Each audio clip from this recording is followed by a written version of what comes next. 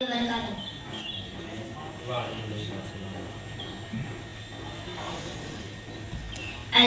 لله رب العالمين، والصلاة والسلام على سيد الأنبياء والمرسلين وعلى آله وأصحابه أجمعين.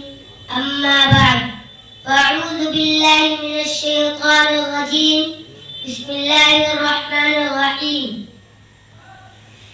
وأنتم الأعلون إن كنتم مؤمنين. تم ہی سربلند رہو گے بشرطے کہ تم سچے پکے مومن رہو. محترم بزرگوں اور دوستوں، آج میری تقریر کا موضوع مسلمانوں کی تباہی اور اس کا علاج ہے. آئیے اس موضوع کے تحت ہم اپنے شاندار ماضی پر ایک نظر ڈال کر مستقبل کے تعمیر و ترقی کے سامان تلاش کریں. قرآن کریم میں رب ذوالجلال کا ارشاد ہے، وَأَنْتُمُ الْأَعْلَوْنَ إِن كُنتُم مُؤْمِنِينَ. تم ہی سربلند رہو گے بشرطے کہ تم سچے پکے مومن رہو. یہ ارشاد باری ہماری پوری تاریخ کا اختصار ہے اور اسی میں ہماری ترقی کا راز گزر ہے. تاریخ کے سینکڑوں واقعات یہ بتانے کے لیے کافی ہے کہ جب بھی ہمارا رشتہ اللہ تعالیٰ سے اور اس کے دین سے مضبوط رہا، سربلندی اور کامیابی نے ہمارے قدم چھوئے، اور جب کبھی اس رشتے میں کسی قسم کی کمزوری آئی تو ہم عزت و رفعت کے آسمان سے ذلت و پستی کے غار میں جا گرے. تاریخ ہمارے سامنے جنگ بدر کی مثال پیش کرتی ہے. جنگ بدر میں جو کامیابی ہوئی وہ صرف ہمارے رشتے کی مضبوطی کی بنیاد پر ہوئی، ورنہ اگر کامیابی ہوتی کفار مکہ کی ہوتی، کیونکہ کفار مکہ تقریباً 1000 تھے اور بڑے جوش و خروش کے ساتھ تھے. ان کے پاس 700 اونٹ، 200 گھوڑے، نیز سب کے پاس تلوار اور دیگر جنگی ہتھیار موجود تھے.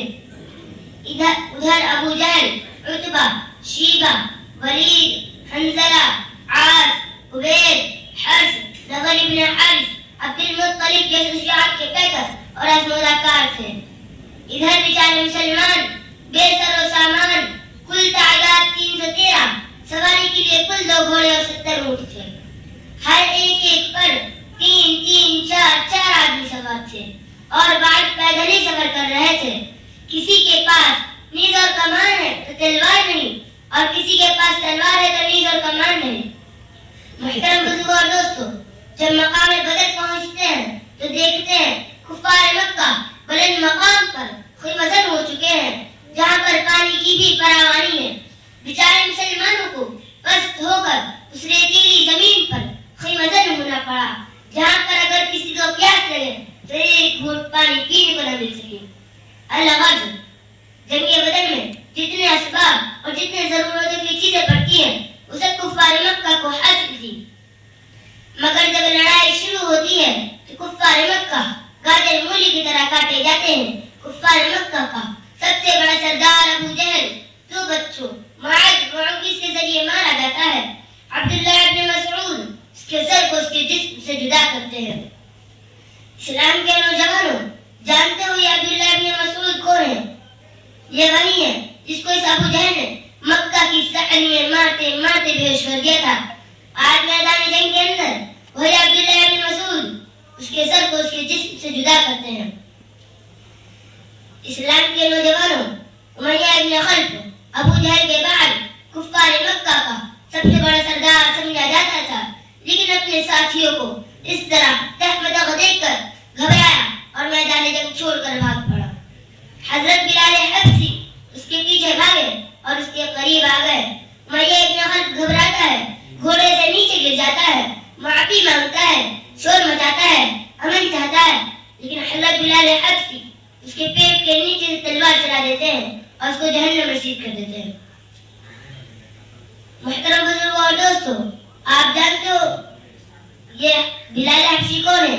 اسی امیہ ابن خلف کے غلام ہیں. جب اسلام قبول کیا تو مکہ کے اندر دوپہر کے وقت تپتی ہوئی ریت پر لیٹا کر پتھر کی بڑی بڑی چٹانیں رکھ دیتا تھا تاکہ یہ حرکت نہ کر سکے. رات میں کوڑے لگاتا، اگلے دن گرم زمین پر لیٹا کر اور زخمی کیا جاتا. باندھ کر مکہ کی گلیوں میں گھسیٹا جاتا ہے. طرح طرح کی عظمتیں و تکالیف دیے جاتے ہیں, یہاں تک کہ تکالیف دینے والے تھک جاتے ہیں, اکتا جاتے ہیں. کبھی امیہ ابن خلف کا نمبر آتا ہے, کبھی ابو جہل کا نمبر آتا ہے, کبھی اوروں کا نمبر آتا ہے. آج میدان جنگ کے اندر وہی حضرت بلال حبشی اس کے پیٹ کے نیچے سے تلوار چلا دیتے ہیں, اس کو جہنم رسید کر دیتے ہیں. وہ کون سی چیز تھی جس نے غالب کو مغلوب اور مغلوب کو غالب کر دیا؟ سچ فرمایا ہے اللہ تبارک و تعالی نے, وَأَنْتُمْ لَعَلَمُونَ إِن كُنتُم مُؤْمِنِينَ. تم ہی سربلند رہو گے بشرط ہے کہ تم سچے پکے مومن ہو. میں اپنی تقریر کو یہاں ختم